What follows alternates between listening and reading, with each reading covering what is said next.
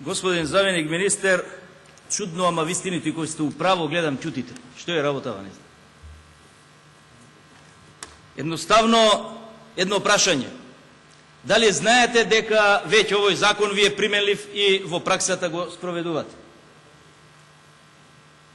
Сте пратили ли некого по кладилниците да видите дека тоа веќе што денес ми уште можеби нема да донесеме законот? Можеби луѓето нема да гласаат. За вас закони не важат. Вие закони носите само да види јавноста дека има закон.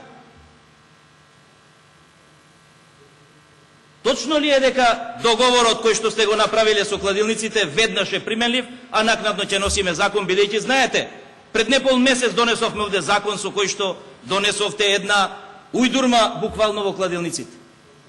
Знаете колку обложувалници ги затворивте, колку луѓе останаа без работа. Она што го кажа колегата Благоја, сакате да направите монопол, тоа е тоа, нема друго. После можеби ќе ги ослободите од плаќање на персонален данок. Ама сега кога овде сте дошле да браните закон кој што веќе е во примена, или сакате да си играте мајтап со нас, или пак нешто е друго во прашање. Прашањето е дека на владата на Република Македонија им требаат огромни средства за да излезе од ова лавиринт на дупки кој што го има. И затоа секој оној кој што ќе каже дека оваа влада е реформска, не. Оваа влада оди кон тоа да биде берберска влада и само да бричи кај ќе стигне. Нема од кого веќе не земате пари и нема од кого веќе не му задирате во неговиот джеп. И сега ние да зборуваме за законско решение, да зборуваме за нешто што најпрво реков дека затворивте доста обложувалнице, донесовте закон кај што она, го кажаа колегите, на добивката помеѓу уплата и исплата, луѓето плаќаат 20%. Сега на секое ливче потребно е да плаќаат и персонален данок. 10 денари ако земе, 50 ако уплатил, дали тука ќе плати данок? Има и такви кладења. Вие ова што го правите, повторно правите еден вид селекција, каде што секој оној одредена фела кој што ќе се пожали кај вас, веднаш вие го тапшате по рамо, ќе средиме работата, пратениците се тука, правиме нов закон, вие терајте онака како ние сме се договорили. Личи ли тоа на една држава која што сака да биде европска држава? Најголемиот број на закони прво ги спроведувате, после овде ги носите да се истите изгласуваат.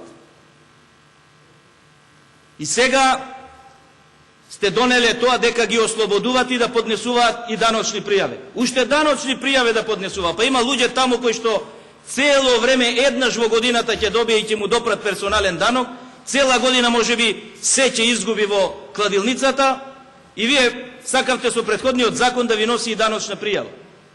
И ако заборави да донесе даночна пријава, ќе му земете и 500 евра казна. Па нели зборувавме и на комисија.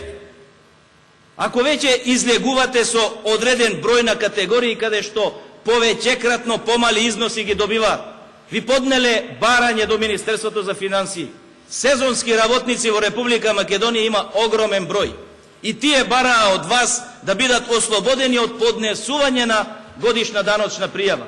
Да ги ослободите фирмите кои што земаат некогаш и по 200-300 работници, па им се менуваат секој 2-3 дена им бегаат, да не одат до управата за јавни приходи, па да бараат од сите списоци за тоа на кого и колку исплатиле, а персоналниот данок нормално си го плаќаат и го плаќаат.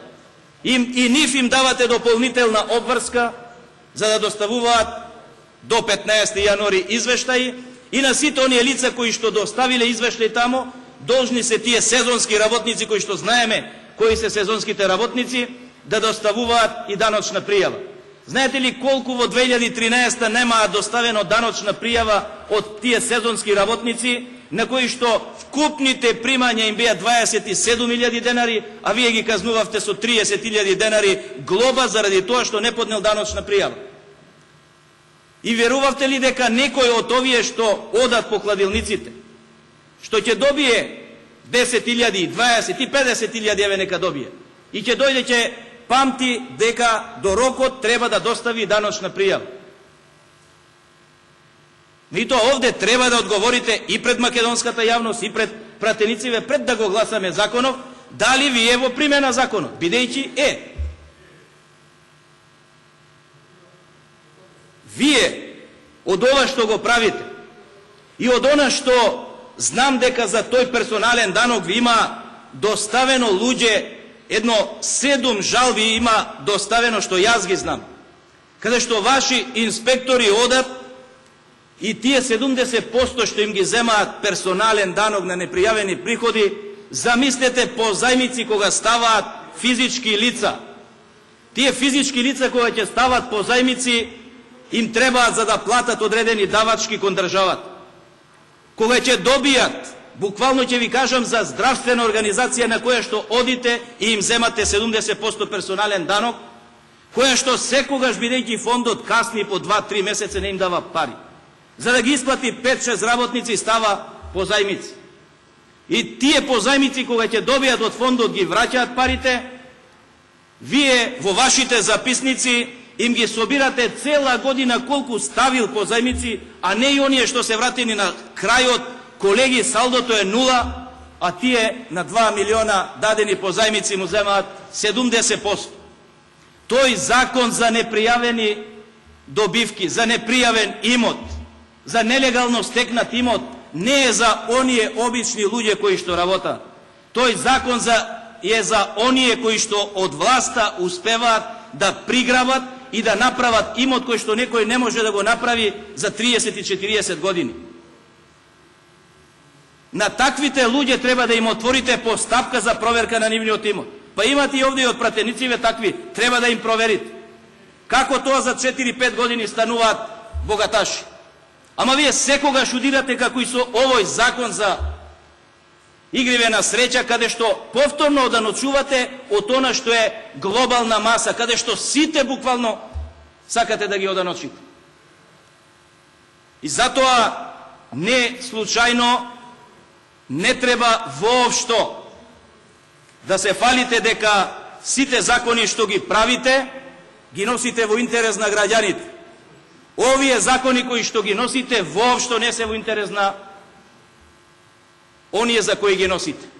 Овие се само во интерес на тоа да владата собере што повеќе пари, за да си правите луксус, лумперај и да ги трошите на бесполезни цели. Секако дека самото законско решение е поправка на она што овде повторно тогаш ви кажувавме и овие работи кои што сега ги ставате во овој закон. Ние ви ги кажувавме дека не може така да биде. Ама вие и тогаш молчевте и сега молчите, пратениците овде тој закон го изгласаа. Сега барем имајте доблест пред овие пратеници кои што сте ги излажале тогаш. Излезете и кажете да, тогаш сгрешивме, затоа доставуваме веднаш за 2 недели нов закон кој што ќе биде врз основа на она што сме се договориле со представниците на обложувалниците. Тоа е доблесно од оние од кои што барате поддршка, кога ќе дојдете и друг пат да барате да ви поддржиме одредено законско решение. Вака се сомневаме, ама буквално во секое законско решение кое што го носите. Од една страна, закони кои што ни се даваат во процедура, па вчера на комисија и се расправаме, вака ќе било, добро ќе било, дај Боже да нешто добро направете за народот. Ама вие веќе сте се договорили, тоа е во примена. Требаше да земам, ама не чини према оние обложувалници, каде што веќе намалена и добивка и она што го вложиле, пресметане персоналниот данок на разликата, тоа е во листињата. Земете листиња, имате валда некој од овде што се бави со тие игри на среќа. И сега огромно реформско решение донеле дека нема да доставуваат годишна даночна пријава. Уште тоа да им го ставевте да го прават. Повторно тука ќе беа обложувалниците криви, бидејќи секој оној на кој што ќе му дадете список дека добил одредена добивка, ќе оди во обложувалницата и ќе се буни зошто сте ми дале во управа за приходи да ми достават пријава, односно глоба од 30.000 денари. Е тоа го правите вие. Затоа проверете на кого тоа управата доставува глоби, на кого тоа управата зема 70% непријавен имот, на луѓе кои што буквално колку што данок сакате да им земете, целиот имот не им кошта толку. Ама толку ви сече изгледа.